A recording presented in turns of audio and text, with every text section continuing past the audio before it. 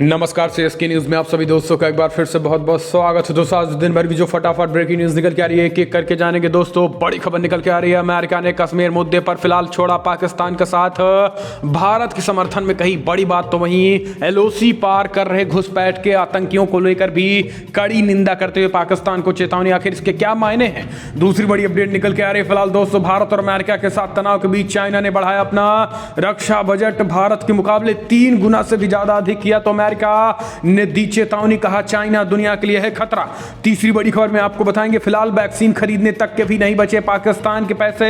कंगाल पाकिस्तान भारत की तरफ फैलाया हाथ। जी हां, इसके बारे में भी आपको बताएंगे। वहीं चौथी बड़ी खबर में आपको बताएंगे दोस्तों, फिलहाल चीन के खिलाफ लामबंद हो रहे हैं। बाइडेन करेंगे क्वाड नेताओं के साथ शिखर वार्ता, ये भी आपको बताएंगे दोस्तों। इस बीच स्वीडिश प्रधानमंत्री नरेंद्र मोदी, स्वीडिश प्रधानमंत्री और मोदी आज वर्चुअल मुलाकात, जिसके कई मायने हैं कूटनीतिक तौर पर। इस बीच दोस्तों पश्चिम बंगाल में प्रधानमंत्री मोदी की रैली में शामिल होंगे आपको सौरभ गांगुली और मिथुन चक्रवर्ती। दोस्तों तो बड़ी खबर, पश्चिम बंगाल में हो सकते हैं बीजेपी में शामिल, ये भी आपको बताएंगे। असम से भी चुनाव को लेकर बड़ी खबर। इस बीच महाराष्ट्र के गढ़चिरौली में सैकड़ों नक्सलियों का पुलिस पार्टी पर हमला किया गया है। बड़ी खबर निकल के आ रही है, सेना से मांगी गई है मदद। तो सब कुछ खबरें जाने के, लेकिन उससे पहले एक छोटा सा मेरा, अगर आपने चैनल को सब्सक्राइब नहीं किया तो प्लीज सब्सक्राइब के लाल बटन दबाकर चैनल को सब्सक्राइब करो। अगर आप भी मानते हैं कि प्रधानमंत्री मोदी के नेतृत्व में देश चीन और पाकिस्तान दोनों को मुंहतोड़ और करारा जवाब देगा तो इस वीडियो को लाइक करके अपना समर्थन दर्ज के। दरअसल पहली बड़ी खबर निकल के आ रही है दोस्तों, फिलहाल अमेरिका ने पाकिस्तान का छोड़ा साथ। कश्मीर मसले पर भारत के समर्थन में एलओसी पर घुसपैठ करने पर पाकिस्तान को भी लगाई लताक। मोदी सरकार ने 5 अगस्त 2019 को जम्मू कश्मीर का विशेष दर्जा खत्म कर दिया और 2 केंद्र शासित प्रदेश में बांटा, तो कई इलाकों में साहसिक कदम के तौर पर देखा गया। हालांकि पाकिस्तान की तरफ से तीखी प्रतिक्रिया आई और उसे उम्मीद थी कि अमेरिका भी आपत्ति जताएगा, लेकिन तत्कालीन ट्रंप प्रशासन ने इस मामले में कुछ भी नहीं कहा। पाकिस्तान उम्मीद कर रहा था कि बाइडेन के राष्ट्रपति बनने के बाद उसे कश्मीर मामले में समर्थन मिलेगा, लेकिन यहां भी ऐसा होता नहीं दिखा। अमेरिका के विदेश मंत्रालय ने बुधवार को नियमित प्रेस कॉन्फ्रेंस के दौरान जम्मू कश्मीर को भारत का केंद्र शासित प्रदेश कहा है और कहा जा रहा है कि अमेरिका की ओर से जम्मू कश्मीर को केंद्र शासित प्रदेश कहना मोदी सरकार के उस फैसले का समर्थन है जिसके तहत लद्दाख और जम्मू कश्मीर के 2 केंद्र शासित प्रदेश में बांटा गया है। इस बीच पाकिस्तानी मीडिया ने भी इसे लेकर चर्चा शुरू की है। पाकिस्तान अखबार डॉन ने लिखा है कि अमेरिका ने आश्वस्त किया है कि कश्मीर पर उसकी नीति में कोई बदलाव नहीं होता है, लेकिन अपने बयान में कश्मीर के लिए केंद्र शासित प्रदेश टर्म का इस्तेमाल किया है। इस इस्तेमाल के बाद पाकिस्तान भन्नाया हुआ है। लेकिन इस बीच अमेरिकी विदेश विभाग के प्रवक्ता नेंस प्राइस ने भी एक तरीके से एलओसी पार कर घुसपैठ की मंशा रखने वाले आतंकियों पर भी बड़ा हमला बोला है और पाकिस्तान को एक तरीके से चेतावनी भी दी है कि पाकिस्तान की तरफ से उकसावे वाले कार्यक्रम किए जा रहे हैं जो कि ठीक नहीं, और अगर इसी तरीके से होते रहेंगे तो फिर ठीक नहीं होंगे। और इस बीच आपको बता दें दोस्तों, पाकिस्तान की इस हरकत पर नेंस प्राइस ने कहा है कि युद्ध विराम समझौते के शर्तों को पालन करना ये पाकिस्तान के लिए ठीक होगा और अगर ऐसा नहीं होता तो ये भी ठीक नहीं है। हम चलते हैं, अपडेट लेते हैं। तो दोस्तों भारत और अमेरिका के साथ तनाव के बीच चीन ने बढ़ाया रक्षा बजट, भारत के मुकाबले 3 गुना से भी अधिक कर दिया है। अमेरिका ने बताया खतरा। चीन का रक्षा बजट पहली बार $200 अरब के पार पहुंच गया है। चीन ने शुक्रवार को वर्ष 2021 के लिए अपना रक्षा बजट 8.5% बढ़ाकर $209 कर दिया है और यह आंकड़ा भारत के रक्षा बजट के मुकाबले 3 गुना से भी अधिक है। चीन के प्रधानमंत्री ली स्विंग ने चीन की संसद नेशनल पीपल्स कांग्रेस के अधिवेशन के पहले दिन इस बजट की घोषणा की थी और ये लगातार 6ठा वर्ष है जब चीन के रक्षा बजट में 1 अंकीय वृद्धि दर्ज की गई है। चीन की संसद में $209 अरब का रक्षा बजट ऐसे समय में पेश किया गया जब चीन और भारत के बीच लद्दाख क्षेत्र में तनाव चल रहा है। अमेरिका के साथ भी चीन का सैन्य तनाव जारी है। चीन की सरकारी समाचार एजेंसी सिंहुआ ने बजट की जानकारी देते हुए कहा है कि फिलहाल इस साल 2021 का योजनाबद्ध रक्षा व्यय 1350 अरब युआन यानी करीब 209 अरब अमेरिकी डॉलर होगा। इस बीच एजेंसी ने कहा है कि हम लगातार 6ठा साल है और और जब रक्षा बजट के 1 अंकीय वृद्धि की गई है। एजेंसी ने कहा है कि चीन का रक्षा बजट अमेरिका के रक्षा बजट के 1/4 के करीब है। अमेरिका का रक्षा बजट 2021 के लिए $740 अरब रखा गया है। हम चलते हैं अगले अपडेट। चीन के खिलाफ लामबंदी, बाइडेन करेंगे क्वाड नेताओं के साथ शिखर वार्ता, अमेरिका की एशिया की धुरी नीति का हिस्सा। दरअसल अब ऐसा लग रहा है कि अमेरिका राष्ट्रपति जो बाइडेन ने लंबे समय से चल रहे विचार विमर्श के बाद अपनी चीन नीति को अंतिम रूप दे रहे हैं। ताज़ा संकेत दे रहे हैं कि उनकी नीति में क्वाड यानी अमेरिका, भारत, जापान और ऑस्ट्रेलिया के चौगुट की अहम भूमिका होगी। अमेरिकी वेबसाइट Axios.com ने व्हाइट हाउस के जानकार सूत्रों के हवाले से खबर दी है कि राष्ट्रपति बाइडेन अगले महीने क्वाड नेताओं के साथ शिखर हाउस के जानकार सूत्रों के हवाले से खबर दी है। राष्ट्रपति बाइडेन अगले महीने क्वाड नेताओं के साथ शिखर वार्ता करेंगे और इसके संकेत मिला है। बाइडेन की नीति में चीन की ताकत और उनके बढ़ते प्रभाव को नियंत्रित करना एक अहम बिंदु होगा। हालांकि वेबसाइट एक्सियोस ने कहा है कि फिलहाल अभी व्हाइट हाउस ने प्रस्तावित क्वाड शिखर वार्ता पुष्टि नहीं की है। हम चलते हैं अपडेट लेते हैं। तो दोस्तों फिलहाल पाकिस्तान के पास नहीं बचे कोरोना के भी पैसे, खरीदने के पैसे नहीं है, कहीं से दान मिलने का कर रहा इंतजार। दुनिया भर में कोविड-19 महामारी से लोगों को निजात दिलाने के लिए टीकाकरण जारी है। इस बीच पाकिस्तान आज भी फ्री की वैक्सीन के भरोसे बैठा है। एक पाकिस्तान न्यूज़ चैनल के अनुसार यहाँ की सरकार अपने लोगों की सुरक्षा के लिए इस साल कोरोना वैक्सीन की खरीदारी नहीं करेगी। नेशनल हेल्थ सर्विसेज के सेक्रेटरी आमिर अशरफ ख्वाजा ने गुरुवार को पब्लिक अकाउंट्स कमेटी की ब्रीफिंग के दौरान ये जानकारी दी है कि इमरान सरकार फिलहाल कोरोना महामारी से निपटने के लिए हाई इम्यूनिटी और साथ ही देशों से मुफ्त में मिलने वाली कोरोना वैक्सीन पर निर्भर रहेगा। गौरतलब है कि जानलेवा बीमारी कोरोना से अपने देशवासियों को बचाने के लिए कई देश बड़ी संख्या में कोरोना की वैक्सीन खरीद रहे हैं, लेकिन इसके उलट पाकिस्तान टीकों की खरीदारी के बजाय अंतर्राष्ट्रीय डोनर्स और चीन जैसे साथी देशों पर निर्भर रहेगा और वो इस ताक में भी है कि कहीं अन्य देश उसे मुफ्त में कोरोना के टीके मुहैया कराएं। हम चलते हैं अपडेट लेते हैं। तो दोस्तों फिलहाल बड़ी खबर, पाकिस्तान में आतंकी नेटवर्क को खत्म करना ही होगा, जनरल बाजवा का लिटमस टेस्ट। दरअसल पाकिस्तान के सेना जनरल कमर जावेद बाजवा भले ही भारत के साथ बातचीत का मार्ग अपना रहे हों, लेकिन अपनी सरजमी से आतंकी नेटवर्क को खत्म करना और इनकी गंभीरता का लिटमस टेस्ट करना होगा।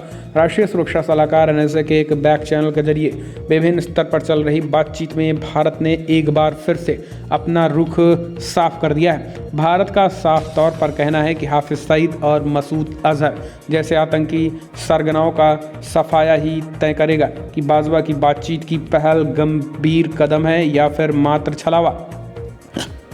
बैक चैनल से जुड़े वरिष्ठ अधिकारियों ने कहा है कि जहां तक मौजूदा भारत पाकिस्तान की बातचीत का सवाल है तो जनरल बाजवा की विश्वसनीयता इमरान खान से ज़्यादा मानी जा रही है।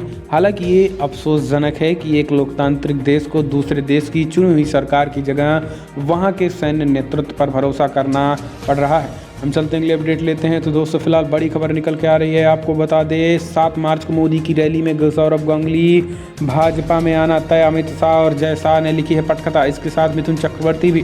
दरअसल चुनाव के मद्देनजर बंगाल में बड़े नेताओं के दौरे जारी हैं और इस लिहाज से 7 मार्च बड़ी तारीख होगी। प्रधानमंत्री नरेंद्र मोदी कोलकाता के ऐतिहासिक परेड ग्राउंड में बड़ी रैली करने वाले हैं और इस रैली में BCCI प्रेसिडेंट सौरभ गांगुली का भाजपा में शामिल होना तय है। पार्टी के भरोसेमंद सूत्रों ने भास्कर मीडिया से बातचीत करते इस बात की पुष्टि की है। पार्टी सूत्रों के मुताबिक इस दिन सौरभ के साथ साथ मिथुन चक्रवर्ती, प्रोसेनजीत समेत बंगाल की कई नामी हस्तियां भाजपा में शामिल होंगी।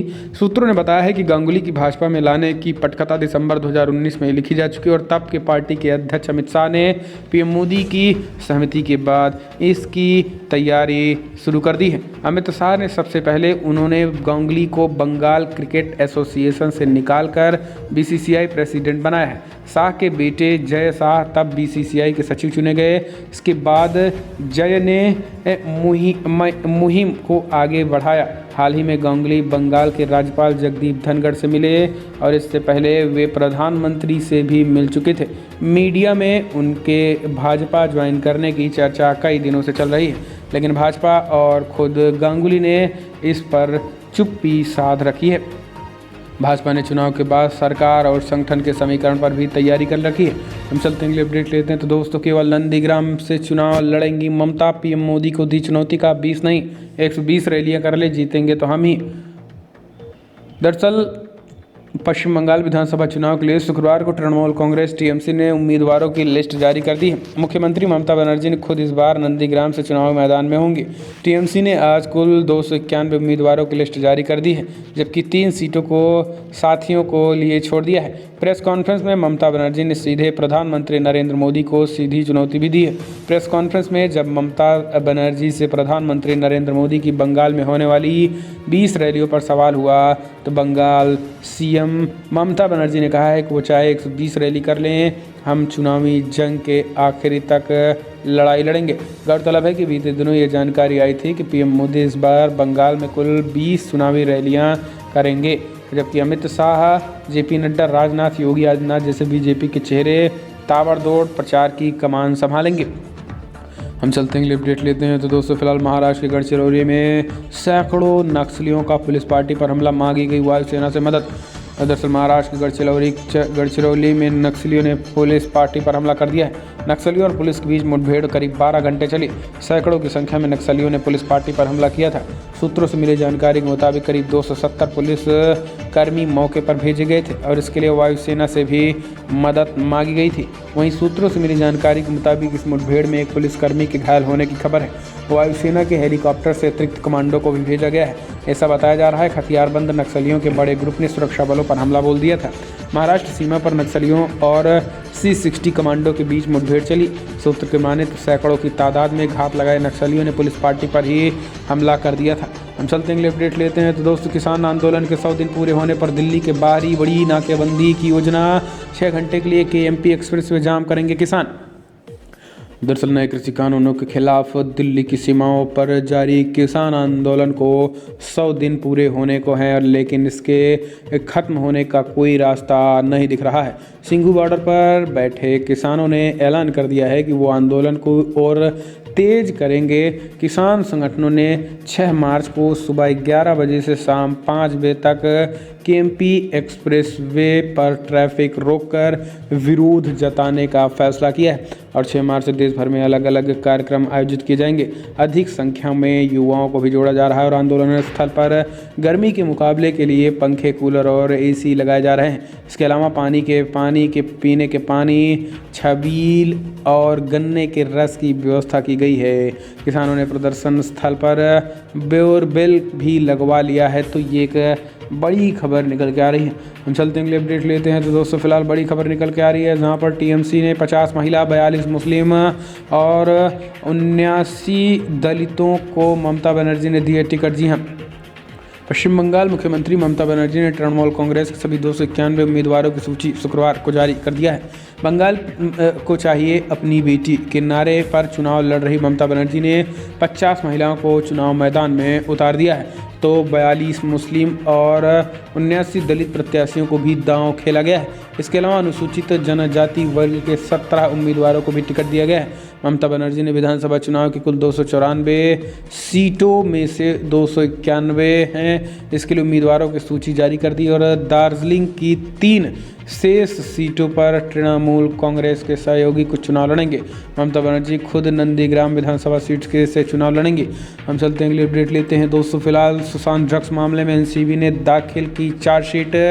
रिया चक्रवर्ती समेत 33 को बनाया गया आरोपी। जी हाँ, नारकोटिक्स कंट्रोल ब्यूरो ने शुक्रवार को विशेष NDAPS अदालत में सुशांत सिंह राजपूत से संबंधित ड्रग्स मामले में आरोप पत्र दायर किए हैं। सुशांत की पूर्व गर्लफ्रेंड और एक्ट्रेस रिया चक्रवर्ती और उनके भाई सौबिक और अन्य लोग इस मामले में आरोपी बनाए गए हैं। चार्जशीट में 33 अभियुक्तों और 200 गवाहों के बयान हार्ड कॉपी में 12,000 से अधिक पृष्ठ और डिजिटल प्रारूप में लगभग 50,000 पृष्ठ अदालत में पेश किए गए हैं। इस मामले में कुल 38 आरोपी हैं और उनमें से 5 फरार हैं, जबकि NCB ने 33 लोगों को अब तक अरेस्ट किया है। NCB की पूछताछ में रिया ने बताया है कि फिलहाल सुशांत 2016 में ही ड्रग्स ले रहे थे और वो सुशांत के लिए ड्रग्स मंगाती रही हैं। रिया NCB के सामने ये स्वीकार कर चुकी हैं कि उनसे पार्टियों में कभी कभार शौकिया तौर पर ड्रग्स या शराब का सेवन किया था, लेकिन अब NCB ने चार्जशीट दाखिल कर दिया है। हम चलते हैं, अपडेट लेते हैं। तो दोस्तों, फिलहाल बड़ी खबर निकल के आ रही है। धनंजय सिंह ने प्रयागराज कोर्ट में किया सरेंडर, आत्मसमर्पण। जी हाँ, भेजा गया है जेल। उधर से पूर्व सांसद धनंजय सिंह ने शुक्रवार को एमपी एमएलएम कोर्ट में सरेंडर कर दिया है। उनके खिलाफ कोर्ट ने गैर जमानती वारंट जारी करने के साथ ही 25,000 का इनाम भी घोषित कर दिया था। कोर्ट इस मामले में सुनवाई करने के बाद उन्हें जेल भेज दिया। वहीं कोर्ट में जीन्स, सफ़ेद शर्ट और मास्क व केसरिया टोपी पहनकर वो एमपी एमएलएम कोर्ट में सरेंडर कर दिया। हालांकि उन्हें जेल भेज दिया गया है। आपको बता दें कि मुकदमे में लगातार पुराने लंबित मुकदमे में जमानतदार की जमानत वापसी कराकर सरेंडर किया है और इस बीच उन्होंने कोर्ट में फिलहाल नैनी जेल भेज दिया गया है। गौरतलब है कि राजधानी में अजीत सिंह हत्याकांड में फरार जौनपुर के पूर्व सांसद धनंजय सिंह पर कमिश्नरेट पुलिस ने इनाम घोषित किया है। बृहस्पतिवार को डीसीपी पूर्वी संजीव सुमन ने बताया है कि पूर्व ज्येष्ठ उप प्रमुख अजीत सिंह की हत्या के मामले में पूर्व सांसद साजिश करने के आरोपी हैं। तो ये बड़ी खबर निकल के आ रही है दोस्तों, उनको हिरासत में लेकर जेल में भेज दिया गया है। हम चलते हैं अगले अपडेट लेते हैं। आपको बता दें फिलहाल जयाप्रदा टिप्पणी केस में आजम खान के खिलाफ आरोप पत्र दाखिल। उम्र छुपा चुनाव लड़ने में अब्दुल्ला पर भी केस दर्ज। दोस्तों सांसद आजम खान और उनके बेटे अब्दुल्ला की मुश्किलें बढ़ती नजर आ रही हैं। इस बीच जयाप्रदा के मामले में सांसद आजम खान के खिलाफ आरोप पत्र दाखिल हो गया है। केस की जाँच कर रही क्राइम ब्रांच ने विवेचना के बाद विशेष अदालतों में मामले में चार्जशीट दाखिल कर दिया है। हालांकि इस केस की तारीख भी थी जिस पर जयाप्रदा केस में सुनवाई न होने से अदालत ने इसे अब मामले में 10 मार्च को सुनवाई होगी। वहीं उम्र छुपाकर चुनाव लड़ने के मामले में अब्दुल्ला के खिलाफ केस दर्ज किया गया है। पूर्व सांसद पर अभद्र टिप्पणी का मामला 30 जून 2019 का है। लोकसभा चुनाव में रामपुर से आजम खान की जीत के बाद मुरादाबाद में सम्मान कार्यक्रम आयोजित किया गया था। मुस्लिम कॉलेज में हुए कार्यक्रम में सांसद डॉक्टर ST हसन ने बोलने के दौरान जयाप्रदा पर अपशब्द कह डाले। केस में सपा के दोनों सांसदों के अलावा कई सपाहियों के खिलाफ मुकदमा भी कायम हुआ और क्राइम ब्रांच केस की विवेचना भी कर रही है। तो दोस्तों फिलहाल आज की बड़ी खबरों में इतना ही। लेकिन अगर आपको वीडियो पसंद आया तो लाइक करें, शेयर करें, कमेंट के माध्यम से आप अपनी राय देना ना भूलें। और पश्चिम बंगाल समेत 5 राज्यों में किसकी बनेगी सरकार, अगर आप भी मानते हैं कि भाजपा की पूर्ण बहुमत की सरकारें बनेंगी तो इस वीडियो को लाइक करके अपना समर्थन दस किस देश की इंडियन आर्मी के लिए भी जय हिंद लिखना मत भूलेगा। तो दोस्तों इस वीडियो में इतना ही। जय हिंद, वंदे मातरम।